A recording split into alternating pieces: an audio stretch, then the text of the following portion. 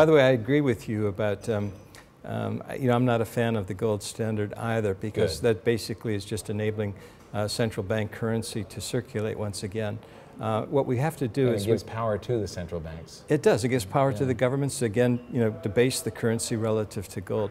What we should really be doing is just enable gold itself to circulate as currency and get central banks, out of the picture.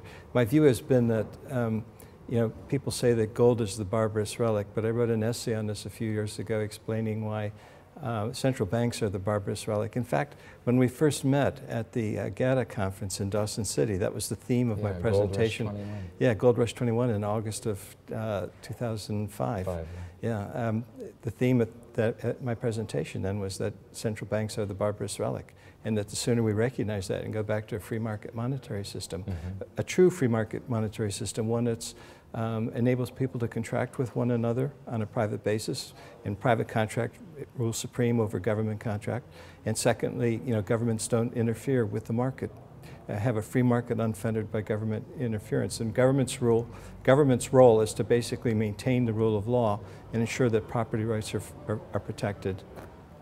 That's the way and the common defense. And those exactly. are the three things that which is what the Constitution was basically written for. Yeah. Common market with a common defense. Too. I just fear that that's not the direction that we're going currently.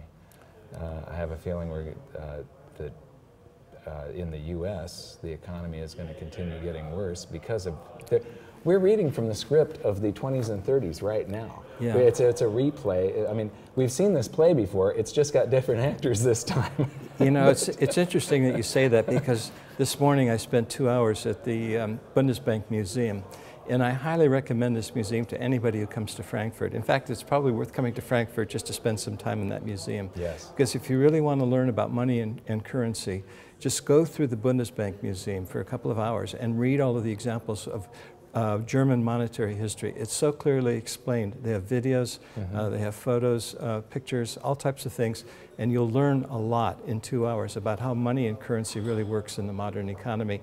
And you will also see the importance of gold and silver and stable money in terms of achieving the standards of living and the lifestyle we all want to live.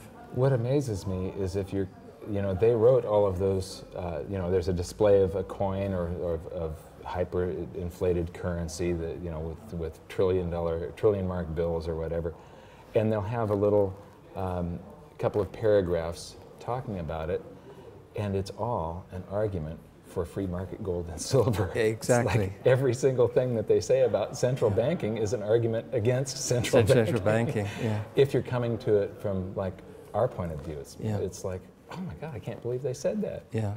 Well, it's interesting because, the Bundesbank from 1950 up until the 1980s was very serious about its role in terms of maintaining a stable currency, because the people who were managing the Bundesbank then, in the 50s and 60s and the 70s, they had in their living memory the monetary turmoil after the war. So they took very, very seriously to achieve a stable monetary system, because they knew the economic and political problems that would occur when money was not stable. But by the late 1980s, early 1990s, the people who were running the Bundesbank no longer had in their living memory the experiences after the Second World War, because they were just too young to have lived through it. And as a consequence, you started seeing a little bit of moving away.